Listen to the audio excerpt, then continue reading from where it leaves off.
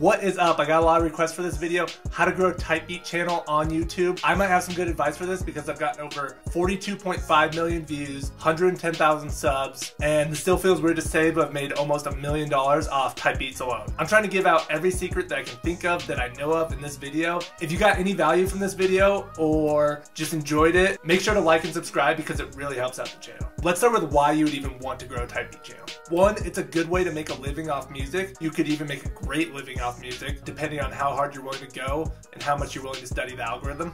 It's a great way to get placements as well. A lot of these songs have came from YouTube beats like Old Town Road. Every placement that I've gotten has stemmed from my YouTube channel. 3, it helps you build a brand as a producer. A lot of people probably want to start a type beat channel to start getting some quick money, but if you're willing to play the long game and become well known as a producer, a lot of opportunities come with that. I feel like as a beginner with a type beat channel, your goal should be to figure out how to make a living and get to a point where you can pay all your bills off music. What I'm trying to do here is lay out a step-by-step plan for how to start a type beat channel in 2022. If you follow this plan and actually stick to it, it will work, I promise. Step 1 of growing a type beat channel after learning how to make beats would be to actually post your beats to YouTube. It sounds obvious, but I actually struggled with that in like early 2018, probably because of fear of judgment and worrying about whether my beats were good or not, which was fine because they weren't good. But that's how you get better, putting yourself out there consistently and publicly. That's the only way to get 100% real and honest feedback. It might hurt your ego, but trust me, in the long run, it's a way better approach. As long as you don't get discouraged, keep trying to improve, you'll end up being way better at making beats and making way more money, just to be honest. Who cares if you don't get a good response at first? You have to push through that and just keep posting. Another reason you have to start putting stuff out is because that's the only way to figure out a path forward. Basically, you're gonna have no idea what to do until you start doing it. Then you can pay attention to what's working and what's not working and then adjust. You can sit and think all day, but that's probably a form of procrastination and you're just not gonna improve doing that. You have to start putting stuff out and finding out if it's good or not. It's all an experiment, then you look at the data and adjust if it's not working, and if it is working, then you double down and keep doing it. In my opinion, you need to throw out as many shot attempts as you can just to figure out what direction you need to go in. I think some people's objection to that would be that they don't want to post bad beats, or they're very protective of their image and they want every beat on their YouTube to be crazy. Unfortunately, that's probably not how it's going to be in the beginning, and that's perfectly okay. It's fine to post mid beats. I mean, you shouldn't try to post mid beats, but if you're trying to make the best beats you can, it's fine to post mid beats in the beginning. I'm sure Kanye and OZ's beats were mid when they first started, or even bad. That's just all part of the process. In my opinion, it's actually cool to have like those early questionable beats on your channel. When people go back, when you have really good beats down the road, it just shows the progress, which is really cool. I wouldn't be concerned about worrying whether your beats are good or not in the beginning. I would just be worried about getting the repetitions in and going all out on every beat. That's how you get better. Especially with that real world honest feedback, that's gonna be so much more important than like your own personal opinion of the beat. You're gonna be biased because you get all excited when you make a beat, and that's the feeling that you get when you listen to the beat back, is that excited feeling about like the process of creating it. But not everyone else feels that. That's why the data and analytics are so important. It removes like your own personal bias and gives you 100% real and honest feedback from your audience, which is incredibly valuable. Another thing some people do is try to hold their best beats and not post them to YouTube. I don't know why someone would do that. I think a person should just put their best possible beats out on YouTube. I kind of feel like that's a low confidence move to do that, because if you're doing that, you're assuming you're not gonna make better beats in the future. And if you stay at it and you keep working, your beats are gonna be much better and you're gonna make way crazier beats in the future. So I would put your best beats out and just do that over and over again, and that's how you start to grow. I think the mindset that you should have is more so to focus on going all out on every beat and getting the repetitions in. Subscribers and views are important and are a reflection of your ability and how well you understand the YouTube algorithm, but it does take time to start building a following, so just worry about going all out on every beat. And if you continue to do that over time, you will get better, without a doubt. So just look at it as a process of getting better. Eventually money will start coming in and you'll want to grow that, but that's a little down the road. A basic formula for doing well and running a type beat channel on YouTube is good beats plus consistency plus well-targeted search terms equals views and sales. Over time, that just has to work. If you're missing consistency, you're in trouble. If you're missing good beats, you're in trouble. If you don't have well-targeted beat titles, then nobody will find you. But if you have all three, you will get views and sales. And once again, just to repeat, None of this works if your beats aren't good, so you should be working every day to make your beats better. You have to keep in mind that there's an artist on the other side watching your video, and they're not gonna buy beats if you don't inspire them to like bob their head, inspire them to write lyrics and come up with a song to it. So you have to make sure that you're able to do that with your beats. But like I said earlier, that's just studying and repetition, so just start posting beats anyways. Step 2 is to target a niche and find your lane.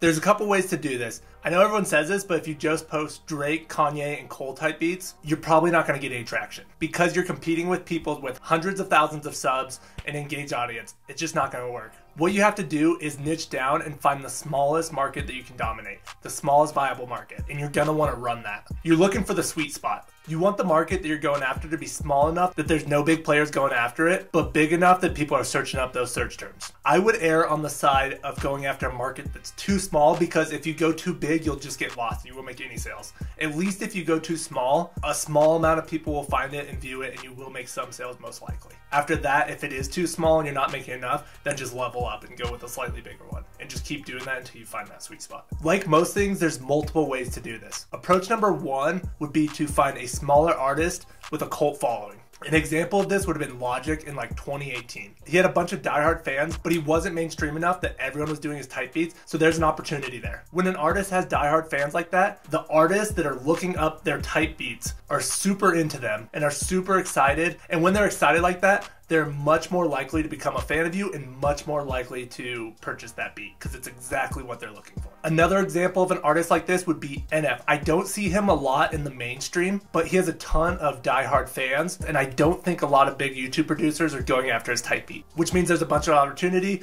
because there's low supply and high demand. I'm sure there's a bunch of trap guys like this too. I'm just not in that lane as much, so I don't have any examples off the top of my head. Another important thing about this strategy is that you actually have to do that artist's type beat well. Actually make something that sounds like it would be on one of their albums, because that's how you make sales. 1, people don't like being deceived. So if you put yourself in the artist's shoes that's looking up a type beat, hypothetically, they were just listening to one of their favorite artists. They were super inspired. They want to make music like that person. So then they go to YouTube and they search up that artist. Hopefully they find your beat because it's well targeted, good thumbnail, good title. They click on it, and if the beat doesn't align with what you said, they're gonna be thrown off and disappointed and not make a purchase, not like the video, and not stay for long.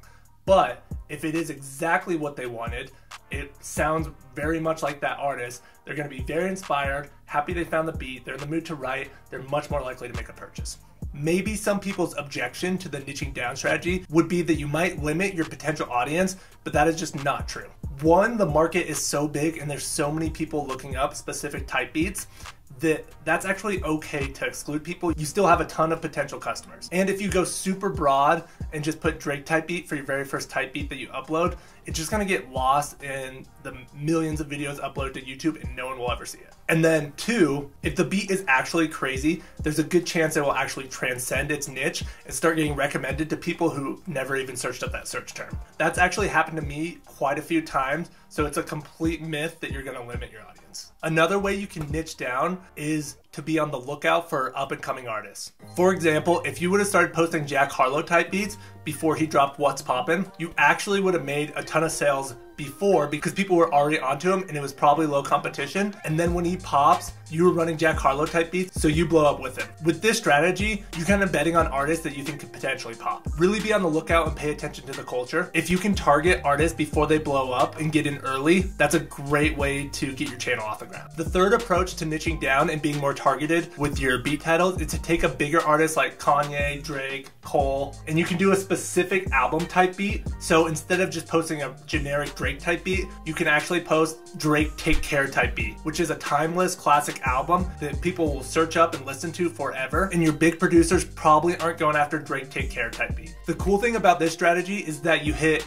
Drake type beat, Drake Take Care type beat, and Take Care type beat. So you'll be coming up for all 3 of those search terms. For example, I posted a Drake So Far Gone type beat. Not gonna lie, it doesn't really sound like a So Far Gone type beat, but it does sound like a Drake type beat. And initially, it started to get a few views as a So Far Gone type beat, but eventually the algorithm really liked it, and it started to push it as just a Drake type beat because it had those keywords, and now it has almost 1.2 million views. In my opinion, that's a good way to kind of sneak your way into those bigger keywords if you don't have the biggest channel. Another thing I like about that strategy is it can also make your beat more clickable to the right person. For example, I see a million Drake type beats, but if I see a Drake Nothing Was the Same type beat, which is probably one of my favorite Drake albums, I just love that sound, so I'm super curious to hear what that type beat sounds like, so I'm more likely to click it. You may exclude some people who don't like that album, but that's okay. As long as you have some people that absolutely love it, you're in good shape, because that's all you need to make sales. Those are the people that will buy it. And YouTube's very good at finding the right people for the right video. Here's like some examples of artists that would work, I think. Let's start Cordae type beat.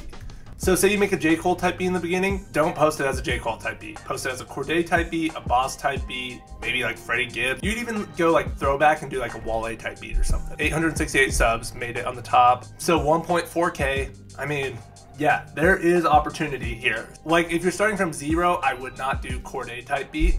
You could do Cordae Lost Boy type beat, 203, 1.56, 3.03. So this is your competition, 466 subs, 468 subs. I would do this if I had a channel and I was starting from scratch. My opinion, it's a pretty classic album. I always think there will be a group of people searching it. I mean, it gets like 1,000 views, 3,000 views. If you're just starting, getting 1,000 views is amazing. You will make money on 1,000 views. Boss type beat. If you make a J. Cole type beat, label a Boss type beat. 7.89, 7.89, 4.54, 74, yeah, 2.41, 33. I mean, there's some competition, but there's a lot of people sneaking in here at 381 at less than 5,000 subscribers. And that's another opportunity. So you could even get, I think it might be a little too small of a market if you did like Boss specific album type beat, but also if you're just starting from scratch, you will get views on that. And if you post Drake type beat, you will not get views. As you start gathering an audience, you can expand a little bit, but even at my point, I don't think it's a bad idea to go back to this kind of stuff once in a while. Like I definitely, from doing this video, have thought of a lot of ideas of how I can niche down more. Your goal should be actually to niche down instead of go like super broad. The way that I would find an artist, an up-and-coming artist, someone who's hot right now, someone who people are sleeping on, is I would just go to Spotify and like check out playlists. I'll just go to Rap Caviar, for example. I know that's a good place to start. So these ones are gonna be like the oversaturated ones, I would think. Who's someone like kind of niche? Benny the Butcher, that'd be a good one. I go to his artist page, Discovered On. Like I like that feature because it's like Spotify is kind of doing the work of finding who's up and coming for you. Mellow Bars, I know that would work great for my channel. Yeah, Currency would work. And then like I would just go and look up these artists. Marlon Craft, that would be fire. That would be clutch for someone coming up with my type of music. Go look at him, how many monthly listeners? 870,000, but I know he has a diehard fan base. Marlon Craft type beat. So 4.2 thousand subs, like they're having like double the views. 62 subscribers, 876 views. I think that might be a little too niche for me right now, but that'd be a great niche for someone coming up. You're gonna get views on that one. That's a good one. So if someone does boom bap, hip hop, soul beats, that's something I would recommend. So those are just artists that you can basically go after, but here's the album style approach. Drake, Take Care type beat. Looks like pretty saturated, but not really, because number 4 ranking beat has 11,000 views, posted 2 years ago, 134 subs. 2.4 thousand subs, 4,295 views. It works. J. Cole, 2014, Forest Hill Drive type beat. Guarantee this works. Okay, see, look at this works. And 22,000 views, 20,000 views. This was a year ago. This album was in 2014, that's 8 years ago. And this is 1 year ago where I'm posting all these. 26,000 views, 81,000 views. Like I run this keyword, so it's great. I mean, I invite anyone to come and try to take it from me, because I think I can make great 2014 Forest Hill Drive type beats. One of my favorite albums. There's so many opportunities. Kanye West Graduation type beat. You can use these timeless albums and people are gonna listen out of curiosity, I swear. 4.9 thousand subscribers, 83,000 views. A year ago, Graduation. When did that come out? 15 years ago or something? Like, it's all about keyword targeting. There's so much opportunity. I don't know what else I would need to show someone.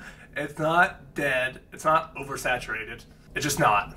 People are still going to YouTube until people go to a different place to find beats. As far as I know, I don't know any artists searching other than YouTube and BeatStars. YouTube and BeatStars are where customers are at. This is an example of niching down and having beats still blow up. It doesn't narrow your audience. It would be kind of ridiculous not to do it, in my opinion. Honestly, it's like a wake-up call for me doing this video. Watch my channel after this. I'm gonna niche down a lot more, and I think I'm gonna get more views, so we'll see. It's always an experiment. That's how it works. Free Dreamville Revenge of the Dreamers 3 type beat. Like, how specific? 1.1 million views. Let me zoom in on this. 1.1 million views. Free Dreamville type beat. Nostalgia. Dreamville type beat. Not a lot of people are making Dreamville type beats and naming it that. 996,000 views. If the beat, if it hits people and people like are inspired to write to it, they watch it over and over, they get a high watch time, high click-through rate, YouTube's gonna keep suggesting it. Even if the thumbnail's trash like that, it'll like transcend the niche. It'll get bigger than the niche that you originally posted it in. I saw like a Lil Wayne type beat going crazy the other day. No one's searching up Lil Wayne type beats. Not enough people to get the type of views that that beat had. It was like hundreds of thousands in like the first month because it's getting suggested because it's a good beat and it like transcended the niche. You want to niche down. You're not excluding a certain group of people. Maybe you are, that's still okay. If you post 300 beats a year, each beat gets 10,000 views because you run the category that you get in, you're gonna make like at minimum $500, 150 grand or something, and probably like 1,000 plus per beat. You could, depending on the quality of the beat and how much they inspire artists to rap, and that's over 300 grand, which is totally possible. Step 3, be patient, be consistent, and have the right mindset. It's a little like corny, but whatever, it's true. You need to look at this a certain way and approach it a certain way if you want to be successful at it. It's like an experiment. It's trial and error. Don't do anything low effort or low quality, but you're doing as many beats as you possibly can and trying to see what works and what sticks. Like, you're trying to take as many shot attempts as possible. It's okay if you brick a few, no one's watching. If you have 100 views, like, who cares? No one's gonna be talking about it. Another mindset I would have, look at every beat as an opportunity to get better at making beats. There is no way that you don't get better after posting 1,000 beats. Make sure you're trying to get better, because you can post 1,000 beats mindlessly and you will improve slightly, but if you're actively trying to get better with every beat, after you post, you go and learn something new, or while you're making the beat, you go and listen to references, you try to learn how people do their drums, you're gonna be dramatically better after 1,000 beats. There's like this story about a ceramics teacher who had half of the class was graded on quantity and half of the class was graded on quality, and their job was to make one pot. So one side of the class had the entire semester to make one pot, and they're trying to make it as good as they possibly can. The other side of the class, their job was to make as many pots as they possibly can. Every single time, the best pots came out of the quantity group. Because like once you do something over and over, you learn something new each time you do it. You learn from your mistakes. You're like, oh, my drums were kind of weak on that one. So the next beat, you know, like, ooh, I need to turn my kick drum up a little bit, or I need to turn my snare down a little bit. But if you were to just like spend all the time on one beat, you get no feedback and you have almost no opportunity to improve. That's why you just need repetition. And that's why it's okay to post bad beats, because over that process, you get so much better. So after like all that stuff, I kind of want to talk about some tactical YouTube advice and like things to pay attention to. The important things to pay attention to, in my opinion, are your click-through rate. So that's how good your title and thumbnail are. You want like a good click-through rate would be like 10 to 15%. Like if I get 15% click-through rate, that's gonna be crazy. 12, I'm very happy with. I'm disappointed when I see like an 8% click-through rate. Like that's a bummer. But you have to keep in mind, if YouTube pushes the video more, the click-through rate goes down, because it's like the more people that see it, typically a smaller percentage are clicking on it. If you're getting more views that way, that's way cool. So one thing that I pay a ton of attention to, and I feel like is one of the best metrics for feedback, is the watch time. If you hear a fire song or fire beat or watching an awesome video, you're more likely to watch that video for longer. Ideally, you're gonna watch it all the way through if it's a banger. If it sucks and it's like just the worst beat ever and like everything's off key, you're clicking on that beat in 10 seconds.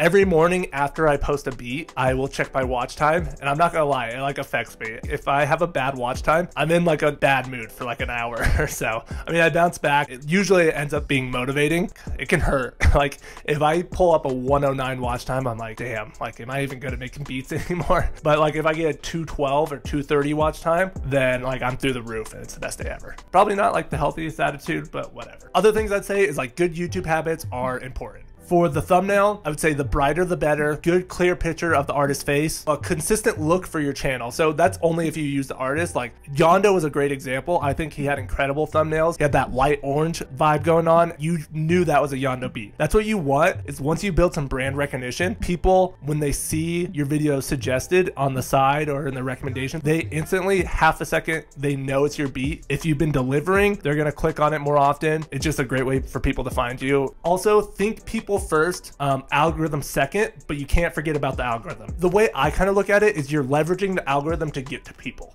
At the end of the day, like your beats have to impact people. So that's why I recommend texting beats to like rapper friends, even people that just like music in general, and just ask them what they think about the beat and ask them to be very critical. Your friends aren't gonna wanna tell you that it sucks. You're gonna have to kind of get them to be like, hey, I want to know if it's bad. And that's the attitude you have to have, because if your goal is improving, then you need to know when you suck. It's always okay to suck because you can put in the time and effort to get better. It's not a big deal. It hurts your feelings for a second, but you move on. And once you finally hit that beat where everyone's like, yes, this is crazy, and you post it, you're gonna make sales. It's just gonna happen. The last piece of advice I would give is to follow trends. For example, Certified Lover Boy drops, Donda drops. Make sure to post those type of beats. Yeah, and that's just a good way to stay relevant and get some views. Just make sure it always stays consistent with your sound. Like if you post only 21 Savage type beats, don't post a Certified Lover Boy type beat. But like if 21 Savage drops, post his new album type beat. That's just a good habit to have. Just kind of follow trends like that. One of the last things I'll say is that when you have a plan and a strategy, when you're going after those niche stuff, make sure that it fits into the bigger picture of what you want to do. Don't go after niches that you don't think are going to fit in with your long-term vision. If you ultimately want to make dark trap type beats, it probably doesn't make a lot of sense to do Kanye West type beats.